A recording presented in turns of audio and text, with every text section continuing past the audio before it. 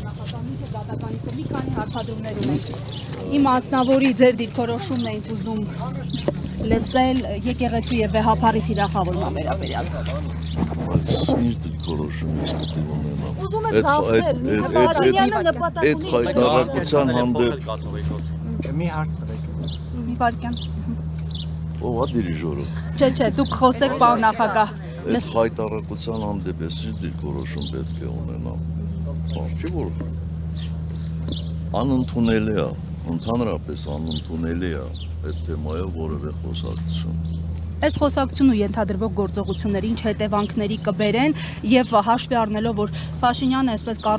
կառուցվածքային թիրախավորման է անցել, խմբեր է ձևավորում, հայտարարություններ է արում, արդյոք ձեր քաղաքական ուժը եւս կառուցվածքային առումով գործնականորեն կմղվի պաշտպանելու հայ առաքելական եկեղեցուն ըստ անհրաժեշտության։ Մենք այդ հարցում կհետևենք վեհապար հայրապետի օրդորներին, վեհապար հայրապետի դիրքորոշման։ Ձեր կարծիքով ինչու հիմա մտավ սա օրակարգ, հաշվի առնելով նաև մի շարք կարծիքներ, որ ըստ էության Ադրբեջանից հնչող հայտարարություններից հետո տեղի ունեցան։ Ես կարծում եմ, որ որպես առիթ երևի Շվեյցարիայում վեհապար հայրապետի ելույթներ, այդ միջոցառումներ, բայց ամբողջովին տեղավորվում է իր այսպես հնարած նոր Հայաստանի կոնցեպտի մեջ։ Այսինքն հայոց պատմությունը փոխելով Հայաստանի պատմության, հայ առաքելական եկեղեցուն վարկաբեկելով, դա նույն շղթայի տարբեր օղակներ են,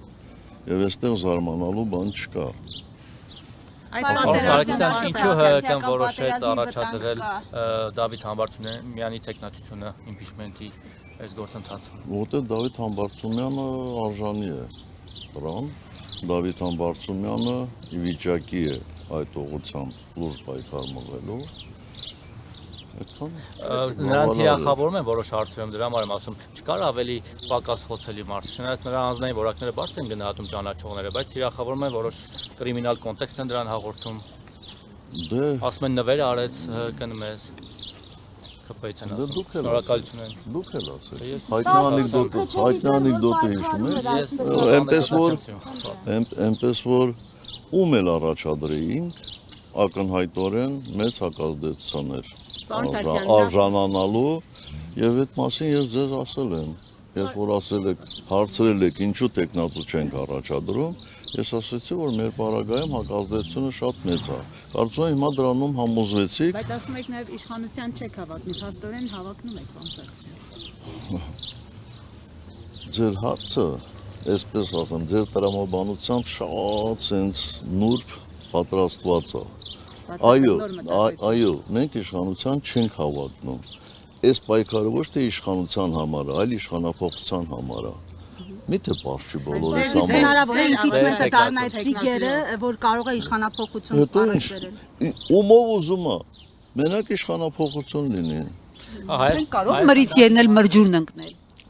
Ոչ, որտեվ սա մուրջ չի։ Սա ճահիճ է, ճահիճ։